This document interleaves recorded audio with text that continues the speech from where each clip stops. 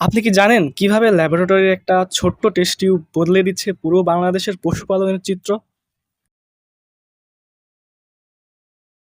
কিংবা আমাদের বাংলাদেশের নিজস্ব কোটি টাকার প্রাণী সম্পদগুলো কিভাবে বিলুপ্তির হাত থেকে বাঁচানো হচ্ছে? আমাদের genetic diversity and breeding practices কোর্সের অংশ হিসাবে আজ আমরা যাচ্ছি সেই রহস্য উদ্ঘাটন করতে।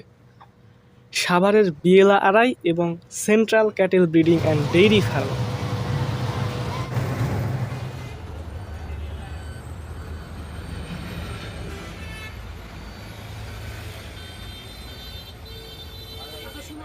প্রথমেই পৌঁছালাম বিএলআরআই।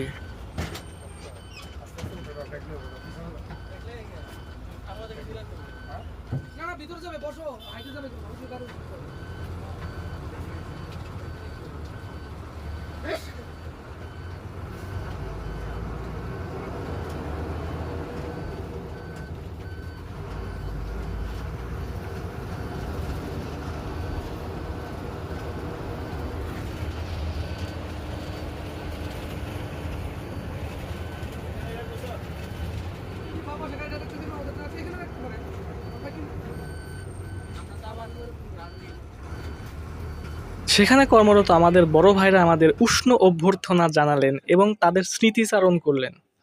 সাথে সাথে দুঃখ প্রকাশ করলেন, বায়োসিকিউরিটি প্রোটোকলের কারণে তারা আমাদের সব ফার্ম ঘুরে দেখাতে পারবেন না।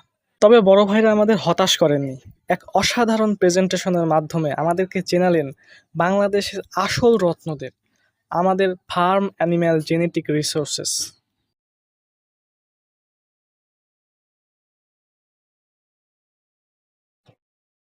আমরা স্লাইডে দেখলাম কিভাবে বিলুপ্তপ্রায় পাবনা ক্যাটেল, মুন্সিগঞ্জ ক্যাটেল, গাড়ল ভেড়া ও আসিল মুরগি সংরক্ষণ করা হচ্ছে।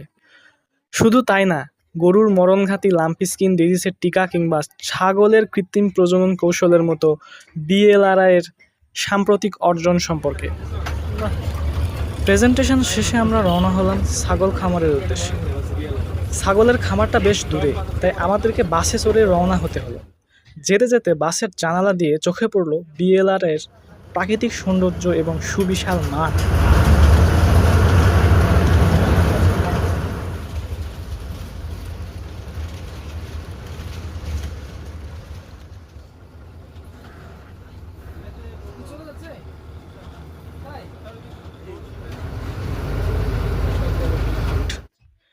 ক্যাটেল গবেষণা ফার্ম পার হয়ে একটি মহিষের পাল চোখে পড়ল।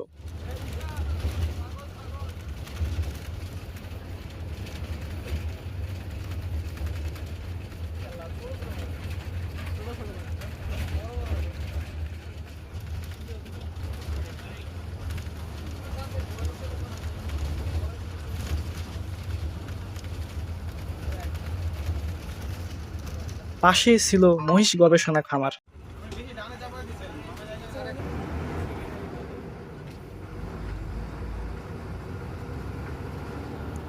এসব কিছু পার হয়ে আমরা ফাইনালি পৌঁছলাম আমাদের কাঙ্ক্ষিত ছাগল গবেষণা খামারে।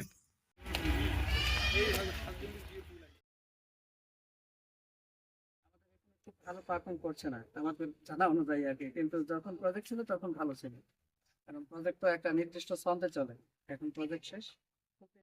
এখানে আমাদের ল্যান্ডরেস ব্ল্যাক বেঙ্গল ছাগলের 5টা ভ্যারাইটি, তাদের বৈশিষ্ট্য, খাবার, ম্যানেজমেন্ট এবং বিএলআরআইতে বর্তমানে চলমান প্রজেক্টগুলো সম্বন্ধে অনেক কিছু জানতে পারলাম।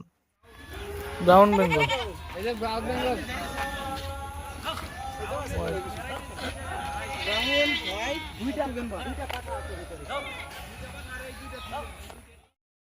একসাথে এতগুলো ছাগল দেখে আমার বন্ধু মাহবুব লোভ সামলাতে না পেরে ছাগলের পেছনে পেছনে দৌড়ালো একটা রাখালের মতো পোজ দেওয়ার জন্য। তোরা দেখতে মোটেও রাখালের মতো রাখতেছে না। তো মনে হচ্ছে একটা সাহেব ঘুরতেছে। তুই আমি যাই।